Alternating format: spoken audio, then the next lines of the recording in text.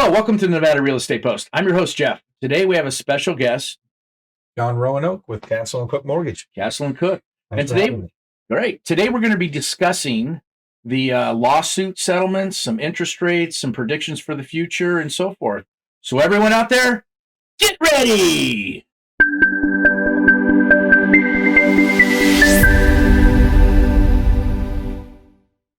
All right, John. So we've got the lawsuit that just happened, and for those of you that don't know, I'll kind of go into a little bit of background. Yeah. So the lawsuit, NAR was sued a while back by, I think it was out of New York. Well, or Missouri, I think it's Missouri, but okay, Missouri then ended up in New York and so forth. Anyway, what they did is they settled. Basically, what they're doing is it's going to be full disclosure, which there's nothing wrong with. But full disclosure on what a buyer's agent is going to get paid, right, is basically what it comes down to. And in a home, typically on the MLS, it always said how much the buyer's agent was going to get paid. Their co-op commission, right? Right. So if you had a seller that was offering, say, 1% and another seller offering 3%, well, the incentive is to show the home for 3%. Gotcha. Yep. Yeah, that's always that makes sense. Yeah, it makes sense. That's always been the incentive.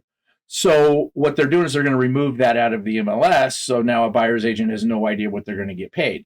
But in return, what they're doing is the buyer's agents now have to have a buyer sign an agreement called a buyer's broker agreement, right, on what the buyer will now pay the buyer's agent a minimum amount to sell them that home and represent them. Right, for the representation. And also help them find the home and negotiate contracts and do all the stuff that the buyer's agents do on behalf of their buyer. So that's what it comes down to. So it's full disclosure. Now, there's no rules against the listing agent on the other side offering out of his commission the buyer's agent a portion of that commission. So that could still be done. It could still be paid by the seller. It could still be, in essence, it's still paid by the seller. I mean, the seller's paying the listing agent. Right. That's part of the listing agent's now advertising. Yep. They're using that portion of their commission as advertising to get a buyer's agent in there. That's sense. Really what it comes down to. Okay. So full disclosure. So in essence, nothing has really changed. I mean, these lawsuits keep coming out, but nothing has really changed other than the disclosure up front on the MLS. Right. So, I mean, you and I were talking earlier on some of the stuff that I can see happening and probably should be happening is a buyer's agent is going to now contact the listing agent ahead of time and say, hey, what's this one going to pay? But that could be good because that could open up channels of communication before you even go decide if that's a property that, your buyers want to go see. Absolutely. Absolutely. And here we have buyer's agents that will be signing these contracts with their buyer's broker now. Right. That say they're going to do it for 3%, with the 3% of the price. Right. And then this home is only going to pay 2%, or this one's going to pay 3%. Right. Well, now they can present that to the buyer and say, which one would you like to see? Because this one, you're going to still owe me 1%. And this one, you get all my fees are going to be covered. Right. So depending upon what their reserves and their down payment and everything like that looks like, they could decide and tell you, hey, I want to go here, I want to go there, and where they're comfortable and how they want to do it. I think it could be better. Yeah. Yeah. I mean, it really comes down to, it's just more transparency is all it's doing. It's making it very transparent what everybody gets paid. Now you have that in the lending field, right? We've had that. Yeah. We got all our fun changes with Dodd-Frank and a lot of changes back after the 07 and 08 mortgage market crisis. Yes. So our world changed a lot back 9, 10, and 11. We survived it. I promise the realtors are going to survive it who do business, operate a business. It's just a matter of learning the tweaks and the adjustments to go forward in the new world. And exactly. And, the bottom line is if you take care of people the right way, you're still going to have a nice business. Exactly. I mean, let's face it. A buyer's agent, their job is to locate the properties. They have the time. It's their job. A buyer themselves, they're working a job. I mean, they have to have a job in order to even qualify to get the loan. So they're working their 40, 50, 60, 70 hours a week. Right. Who has time to get on search for hours and hours looking for a house, contacting people, negotiating a contract, lining up inspectors, all the process through closing out. Yes, exactly. Opening escrow, communicating with escrow through the whole process. Mhm. Buyers don't have that. That's what they always say. I heard a quote the other day. It's really good. So rich people always pretend to be poor. Poor people always pretend to be rich. Right. And it's so true. So you're going to have these people that are so concerned with money, on not wanting to get a buyer's agent, and they're going to be like, well, no, I'm going to go save the money, Yes. right? And that's no. But one thing rich people do understand, they understand the essence of paying somebody professional to do something, because that to them is a menial job. They make money doing whatever it is their skill is. They're spending their time bringing money in, not going. Exactly. It's like in the real estate field when I had a coach back then, and you see this with real estate agents where they want to do their marketing, do this part. Yes. They don't want to pay. They want to do all their own paperwork. They don't have an assistant or a transaction coordinator. They do all of this themselves. So, pays have gone up, and this is what I heard years ago. So you're going to take your $80,000-$100,000 a year job and do a job of a $10 person. Right. Is that the best use of your time? Exactly. No exactly. chance, yes. So it's the same way with a buyer now. What's the best use of your time? And the best use of your time is going to be to hire that buyer's agent to make sure the job is done right, and to make sure the contracts are done right, so you don't have issues down the road. I think that's the biggest part, that you're protected and you have your representation, and you find which expert works for you. And if you have to pay for it differently than before, then that's, so be it. Mm-hmm. If I have a guy looking at my best interest and I feel he's my dog going to take care of me, that I don't have to worry about that. That's a service you pay for. And it's worth it. What I find interesting is you go back to other states. Now here on the West Coast, where I know my clients are, where we work, we buyers agents have always been, quote unquote free, and they're really not free because they were paid by the selling side. But to a buyer, they've always been considered free, which obviously they really weren't, but their pay just came from somewhere else. But with that idea, when you take that back east, where there are attorney states, much of the time the buyers are paying an attorney and they're paying some of their agent and this and this and this.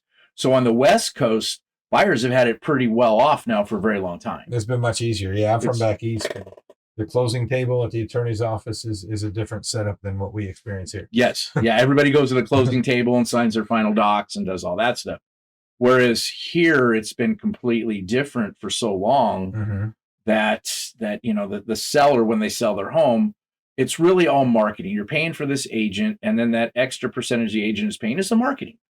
What exposure to get for your property to get people get it in front of their eyes. Exactly. And a listing agent, that's what they do for a living. So they know how to market, where to market it, and to make this property, assist it in selling for the highest possible price. Correct. To get it in front of more eyes than anything else. We can go into the market a little bit now. In some areas, depending on where it is, we're seeing in areas of the country where it's multiple offers again. That's starting, yes. I've seen it in some areas of Vegas now. Yeah. Some areas. Yeah. We've had a few specific areas. So, it's getting competitive out there again. Exactly. And that talks, I think, into where we're looking at next is, if we do ever get the interest rate relief that people have been talking about, that's going to change the market again. And we're going to see people come out the sidelines and we're going to be really in much more competitive situations to acquire these homes. Yes. So plus we're coming into the summer selling season too. Summer selling season, everybody's, people tend to move more as summertime hits and relax in the wintertime. And I just wish if we could get, it seems like every time we start moving towards when the Fed's going to meet and everyone expects, because they hinted at 3 or 4 reductions this year. Yes. Oh, we're going to get one now. We're going to get one now. And then 2 days before they meet, we hear inflation numbers are still up and they haven't come down to where they thought they would be manageable. Yeah. And then there's no rate cut, and then the rates go up. I saw in the paper today, the average national 7.5 on a 30-year fix today. Is it really? Wow. I was surprised. So you and I had a conversation. I remember this last week that it's interesting. I've always said this, how the media is behind. Right. So you hear prices are prices are going up astronomically. And then a client will call me and I'm like, well, no, in reality, they've leveled off or they're actually starting to go down or whatever the situation may be, Yes. right? It's amazing how much the media lacks. And usually in pricing, what I've noticed in pricing in the real estate field itself, they're generally about a month behind. Mhm. You were saying last week with interest rates, they're usually about the week behind, especially since a lot of media is online now. Correct. Yeah, they'll say, That's what we rates are think. going down. And then you're going, wait, no, rates just went up. I'm like, we had 3 days of price worsening. Yeah. And people are calling going, hey, did we hit 6 yet? Yeah, exactly. It's interesting. So just, a little bit of advice for people out there. Don't trust the media. It really comes out, don't trust the media. Call your local professional. Get your professional trusted experts. And really, you have to see what fits for you and what takes care of your situation. If you find the house you want right now and you can afford the payment, you'd like a better payment, we can always watch for interest rates as they come down over time. We can do refinances. Exactly. A lot of banks like ours, if you're one of our customers, we do reduce fees. So people aren't getting, paying XXX over and over and over for reducing their rate and bettering their situation. But no, the people I have who are being most successful right now are, hey, let's go find one now while the competition's not as tight and we can, maybe negotiate. There's 2-1 buy downs, there's seller contributions, there's a lot of different things that make houses affordable for people and get them comfortable even with the interest rates higher than they've been in a long time. I'm glad you bring that up because I've had clients in the past that's, when we first saw interest rates hitting 5% and so forth, I was like, oh my God, rates are going up high. They're getting ridiculous a couple of years ago. Remember, right. Yep. 2-3 years ago, as rates started going up. And people are like, no, I'm just going to wait for them to come back down to 3 and 2s and all that. Well, they never have. Correct. In fact, they've continued to go up. Right. Well, what was interesting is the buyers that I would speak to back then, I would tell them what you just mentioned, say, look, buy it now because the prices continue to go up. Right. And if rates come down, you could always refi. Right. And get the lower rate. But you bought the home at a lower price. Yes. Because if it continues to go up, well, what we've seen, I've seen some of these people that have waited on the sideline and now they're priced out. They won't. They either get priced out or they end up, the rate's a little bit better than it would have been before, but being that now it's more competitive, the price of the house has gone up. Yeah. And they're paying more than they didn't want to pay before. Yeah, the payment's even more. Yeah. But what I've also seen was I've had one, I remember this one client in particular because he called me up thanking me that I actually basically, no, buy the home now, right? Get it done. So he bought this house and he has seen it appreciate like thousands of dollars, tens of thousands of dollars. This home appreciated. And rates have actually continued to go up since he bought it. So now he's calling me up going, dude, the rates have gone up and my home's gone up. I'm so glad I bought it because if I tried to do this today and if I had waited like I wanted to do, he said, it would have never happened. It wouldn't have worked. Yeah. We've seen it. I see it every day. Yeah. And now he's got equity in his house. Yes. And a lower rate than had he decided to wait for that lower rate. For the better rate. Yeah, exactly. So, and we're seeing that. Now, this year, this just came to me. This year is an election year. And I know typically in election years, we see things kind of go more flat. We either see flat or rates improve. I mean, typically interest rates will do better.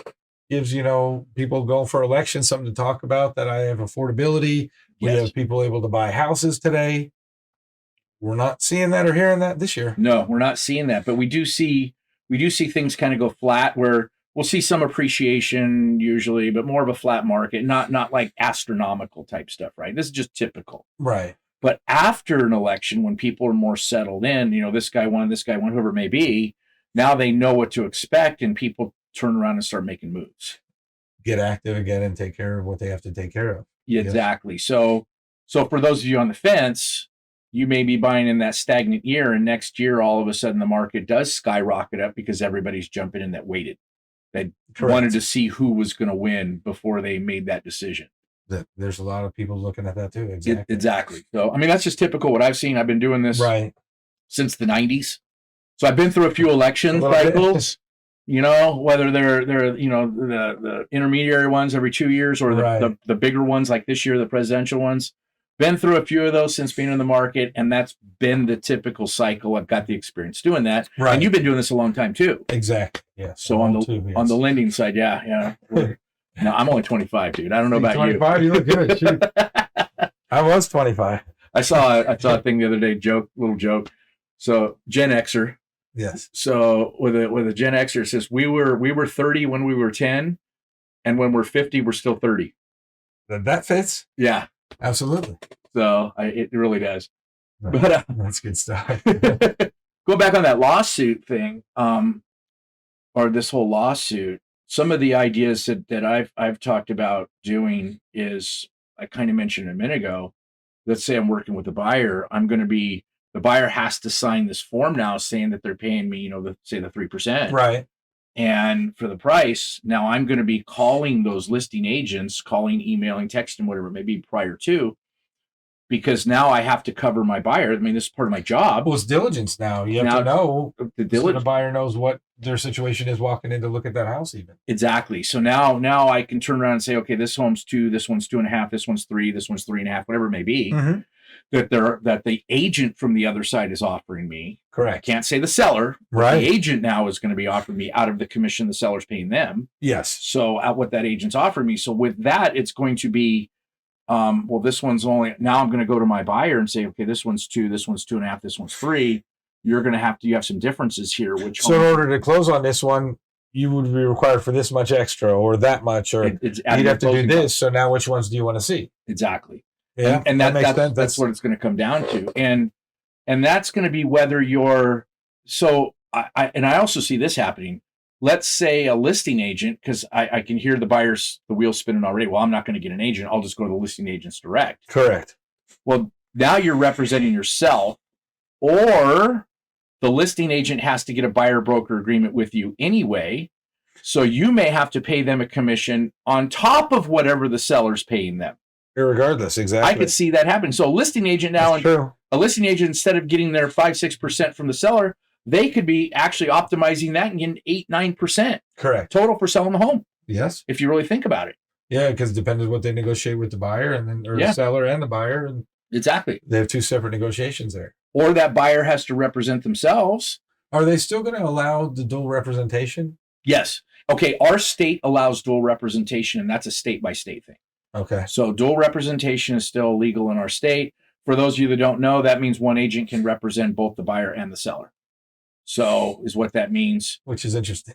Yeah, I know with business partners in the past, we've turned around and go, no, let's separate this out. So, so you represent this person, I represent this person. So that way you have one person doing the best for each side. It's kind of hard to do the best for both. I mean, they don't let attorneys represent the same client. Exactly. It's interesting. Yeah, you have to stay completely neutral at that point. So, but for that buyer that doesn't want to now pay that listing agent, that thinks they're going to go save money doing this, they're going to turn around and that listing agent is going to go, no, I'm going to charge you X number of dollars to do this, or you're going to be represented on your own. And now that's like walking into court without an attorney. Well, or I don't know if I'm just a buyer who's an engineer or a maintenance guy at a casino, apartment complex, something.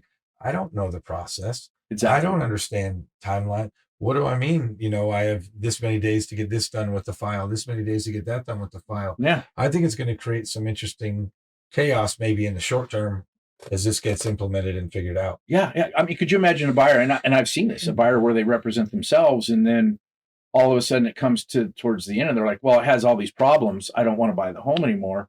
Well, their due diligence ran out because they didn't understand that in the contract. They didn't have any representation. Yes. They didn't even understand there was a due diligence. Right. So, or that they needed to do inspections or how that's done. Or to contact for them. Exactly. Right. So they didn't get all that. So next thing you know, I'm going to back out. Well, now they lose their deposit. And that makes nobody happy. Exactly. Because, and they don't even understand what the deposit's for, you're putting a deposit down, a good faith deposit on this property. Right. That you're going to buy this property. The seller's taking it off the market at that point in time because you're buying the property. When they're counting on that closing in a certain time period, they might have a house they're buying. Exactly. They might be moving in state or out of state. There could be a chain reaction to a lot of different things with having uninformed non-experts doing parts of the transaction. That takes me back to a deal. I remember years ago, I had this deal where there was a 7-leg deal. and all 7 people were moving to different parts of the country or different parts of the state. Oh, wow. Yes.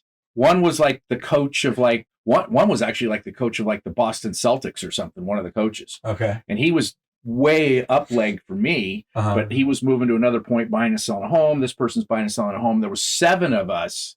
So we had 7 real estate agents All trying to coordinate exactly when their home's going to close, when they're going to move, how many days after, any rent backs. So we actually got on a call, all of us together. Oh, I bet there were a few of us. And sat there and, hey, okay, you're doing this date, you're doing this date, you're doing this date. But again, why I'm mentioning this is something that agents do that in the normal course of business. In a normal course. If you're on your own trying to figure this out, you have no clue how to coordinate some of this stuff. Right. And then it's taking up all your time, like I mentioned earlier, where you should be at work. Right. And you don't even know what the expectations are for. Exactly. If I order an inspection, when can I expect that to be done? Oh, I get the results. How do I interact with that with the other side? How do I interpret that? What do I do? Exactly. How do I know what needs to be done or what wants to be done? Yeah. So I think that's another point. I haven't heard many people talking about that. No, it's going to be, it's still best if you don't know what you're doing, you need to get an agent involved and get professional representation that you trust. Like I mentioned before, if you're the buyer that just wants to do it yourself to try to save money, well, you're going up. It's akin to going into court and going up against an attorney on your own, and not going to law school or being an attorney. Yeah. I mean, I know there's a lot of know-it-alls that think they know everything. I mean, right. Obviously, we see that on the internet. We have internet doctors, we have internet attorneys, we have internet congresspeople. We have a great place to. Yeah, the world's great right now, isn't it? All we have internet professionals everywhere. Everybody's an expert. Everybody's an expert. Yeah. So, but it's gotten that way, and now it's gonna. I predict we're gonna kind of see that happen in the real estate market in the shorter term, right? Until everything irons itself out. I agree. And then people figure out, and enough buyers get screwed trying to figure out this market and navigate it on their own. So we discussed this earlier, as I do a lot of listings, I do a lot of buyers, but with my listings now, if I have a buyer come to me and they not represented, I'm going to have them sign that buyer broker agreement. They're going to pay something because I'm liable for them now on liability. If they choose to represent themselves, right, then they are truly representing themselves. I can't give them contract advice. I can't give them contracts. I can't do any of that stuff. They can write an offer on a napkin, if they want to, but the seller doesn't have to accept it. It's on a napkin. It's because I'm going to present everything to the seller and say, sellers, no, reject and throw it away. Now you have no chance of getting that house without somebody representing you properly. Correct. Right. So no, I'm doing customary and standards for the business. I mean, people who aren't doing it on a daily basis don't know them. They don't know exactly, and then they get into escrow, and these people on their own getting into escrow, they have no clue what they're doing. They escrow's calling them up. You have to have your money here. You have to do this. Your deposits at a certain time. You have to wire money. People want to bring a check in. No, that doesn't work. Right. Checks don't work. Escrow doesn't accept checks anymore, by the way. Even cashier's checks, they don't. No, because they can be canceled. Did not.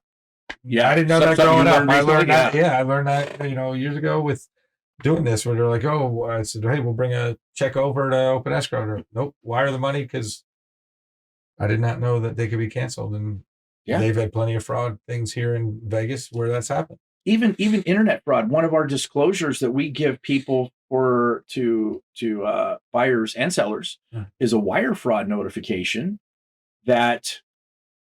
Let's say, for instance, escrow's emailing you, and they try to do it on private servers, but they all get hacked. I mean, we've heard of these hacks where, Fidelity, Stewart, First American, they've had all these hacks in the past, right? Shut down for weeks, and MGM got hacked. So these people are getting hacked, and these emails are being intercepted. So they're sending you an email saying, "Wire your money here. Wire your $50,000 to this bank account with this routing address," right? Well, that's being intercepted by somebody, and then they change the numbers on it and then send it to you, and you think it's from them, and you turn around and send your money. Send the money, and it's gone. And it's going to Nigeria or wherever it goes, Swiss bank or Caribbean or something like that, and you don't even know where your money's gone. It's gone. You wired it. It's c'est la vie. It's out. Correct. So as a pro tip, what I do with all of the clients I work with is either I call or I tell them to call escrow when you get that paper and verbally confirm The information the on it. information on it, Right. those numbers. So that way, when you wire your money, you're not kissing it goodbye, because that's happened, and it Well, and happens escrow quite. used to include us when they would send out and say, "Hey, Joe, wire the money here." Blah blah blah. Now they won't send it to us. They do it secure, direct, one-on-one with the buyer. Mm-hmm. Direct. That's it. Yeah, So I'm like, okay, well, I'm trying to help him get it to you, but there was more cases of issues and fraud being brought up there than it was worth. So, exactly, and that's why I tell them, depending upon the escrow company I'm working with, if I see it, because sometimes they'll send it to me too, depending upon the company. right. And I'll call and confirm, and then I can call the buyer that I'm representing and say, here's the numbers they gave me. Is this what's on your form? Make sure that they match too. Make sure they all match. Yes. So everybody's, so that's a tip that your buyer's agents, looking out for you. Yeah. Buyer's agents are doing this type of stuff, making sure that you're not going to just wire your money off to some offshore account that's gone. That's another, they protect. Yeah. They're your representative. They're there to protect you. Just again, I'm comparing to an attorney, just like going, you're not doing surgery on yourself. Hey, we're talking about all that. Then that's great, because you look at it and go, okay. Then you talk about, people who want to say, well, I don't want to pay to buy or anything. Well, what do you get when you get a free attorney? You get a free attorney. Yeah. So yeah. Yeah. How many of well, I couldn't afford an attorney. I'm convicted of this crime. I couldn't afford an attorney, and that attorney's coming up to you. Okay. We have knocked it down from 30 years to only 20. Well, aren't you going to fight it? Nope. You get 20 years. Whereas if you're paying for that attorney, they're going to go and fight it for you. And fight for you, right, and work everything out for you. Exactly. Instead of just trying to get you out of their hair. So no, it's going to make for some interesting times ahead. I think the next couple weeks, next couple months. I know they wanted to try to have the settlement done by July. I don't know if that's realistic or not. I've never seen. I think it's going to take longer. Big groups get along and affect change in a quick manner. So just to see, this lawsuit actually has been going on for the past few years. It's been like 5 or 6. It's not just everyone thinks it came out this year. No, this has been going on for a long time. The settlement. I know that our local association has started making changes a while back in our contract forms to knowing this was coming down the road and complying. So right. So we've been already working and coming into compliance, knowing some of the changes that were going to happen. For instance, I'll use an example. When you list a home, it used to tell you, the total charge of a commission, and then it would say how much of that commission was going to be offered to a buyer's agent for the marketing, right? Right. To advertise it to them. And they removed that. And now it only gives what the listing agent is charging. What they get. The total. It's only the total number in there. So to me, this lawsuit is bringing it backwards, in that where's the transparency of what the listing agent, now there's so much transparency on the buyer's side, but transparency's been removed on the listing side. It's like that pendulum swinging back and forth. If you think about it, like you said before, at least it was there that you could see. I think that is huge. Yeah. Because if you're the listing agent and I call you and you like me, hey, John, I'm going to, give up 2.5 on this side. Mm-hmm. But if I call you and you don't like me, you might say, John, I'm only throwing 1 over there. Yeah. And is that serving the seller best? Is that serving the buyer best? Is that serving anybody in the transaction That doesn't serve anybody that well. I don't believe so. Not at all. So it's interesting how, this lawsuit, like I said, that the pendulum seems to swing back and forth in all of this stuff that happens. And the pendulum is now swinging more towards that buyer's representation and all this, right. this transparency. And it's moved away from the listing side transparency, where, okay, so out of your 6% commission you're charging me, I don't know what you're going to be offering to a buyer. You could be keeping 5 and offering 1. True. And now nobody's going to want to see my home. Like I said, in this new thing where a buyer's agent's going to be calling them and say, what are you offering? How much are you going to give from your commission to my side? Well, and say it's only 1. They're going to go to their buyer. Look, I'm only getting paid 1. You got to pay the difference of 2. So now ultimately for selling that house, it's now 6% or 8%. Correct. It just went up to 8% of the value of the property of that home is now going to agents. And then we run into what could happen to an appraisal. If values are being pushed around, based off of concessions and compensation, is it going to justify and is it going to support? And is that property going to hold up to that? I'm glad you brought that up too, because appraisals. How many times over the years do we see appraisal issues where a buyer offers, 400 on a house, but the appraisal comes in at 375, and the seller's not willing to come down, Right. and the buyer, you got to have the extra money to come up. Then the difference. So that was one thing. Buyers agents and listing agents can come together and dispute the appraisal. So, yep.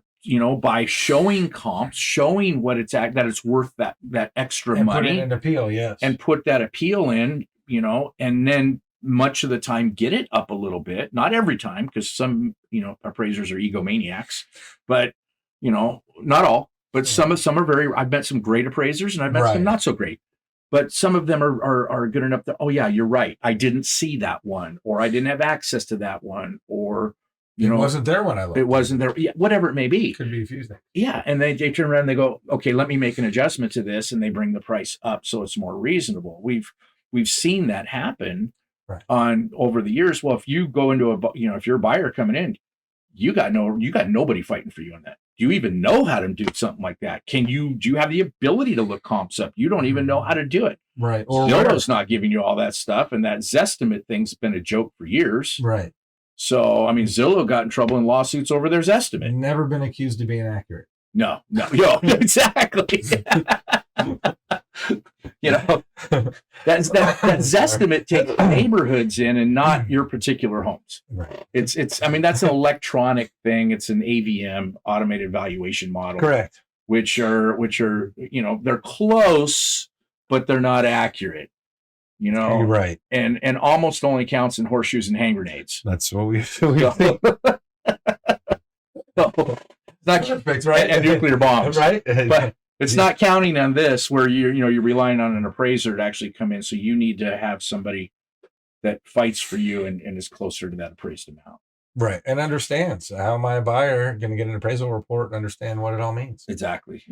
So me as a lender and you as an agent, I'm sure you're talking to your buyers when they get an appraisal, letting them know here's where we are value wise. Here's if there's any issues or repairs the appraiser's called out for.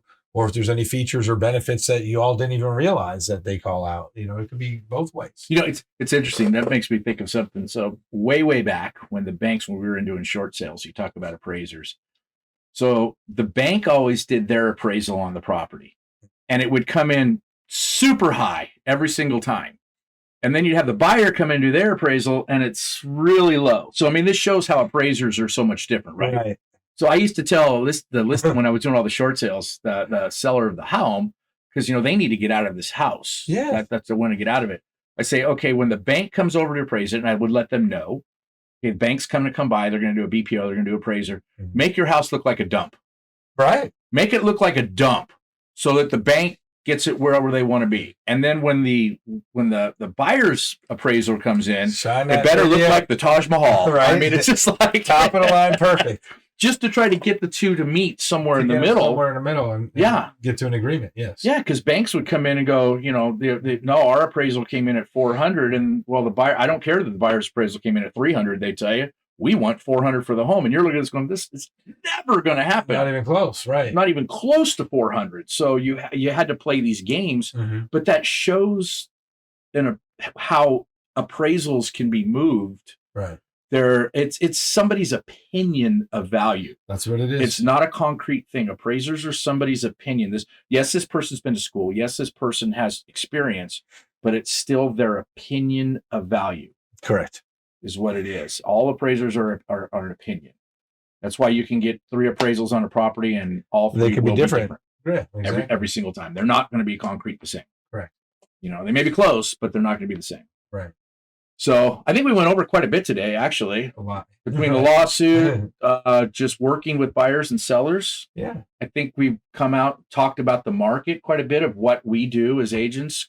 Market timing, interest rates, timing. Interest rates are, we're just going to keep watching them. Like I said, right now, still putting people in houses, still closing loans quick and efficiently. So, I have a guy, he's closing this week, and he's moving in from Wyoming, and it's a great situation.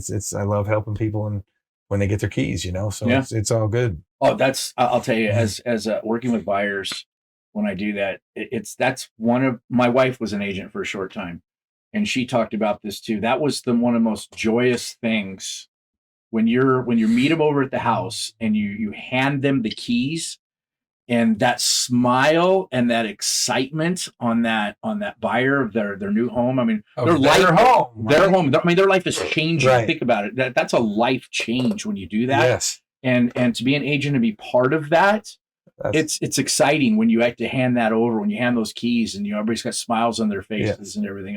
That's the one part that the other parts of all that's just, we know what we're doing, we go through, we do the inspections, we do all this stuff, but Right. when they get those keys, that's the good part. that's the That whole feels great. thing. It feels great. Yeah. They feel great, makes you feel helping great. them celebrate. That's just like us with the closing table. Just like you guys. Better communication, everything being where you said it was going to be, everything working. When we go to sign at the closing table, it's a celebration. Hey, It is. at the very end. We're at the end here. We just got to get it funded and recorded, and then we're done, and you get keys, and that's it. Life's good. It's exciting, and then my typical thing when I represent sellers, I just call them up, and the excitement of that they're moving on to a new chapter in their life. Right. I love to call them up. I go, well, you're officially homeless. That's my thing. And then we laugh and love it, right? Just talk, and we discuss, because I already know their future plans and all that. And so usually, because we become friends through the transaction and get to know these people. Exactly. And many of them you may remain friends with for years to come. I mean, I've got some great friends I've met that were started as clients. Right. So no, it's fun. It's a fun field to get into. Those are the fun parts I'm picking out. The monotonous parts of the paperwork, finding clients, advertising, all that. That's just right. That's just that's part of the field too. Right. It's all part of it. Embrace it. Embrace the grind, and marketing somebody's house, doing all that stuff. It's just part of what I do every day. Right. So awesome.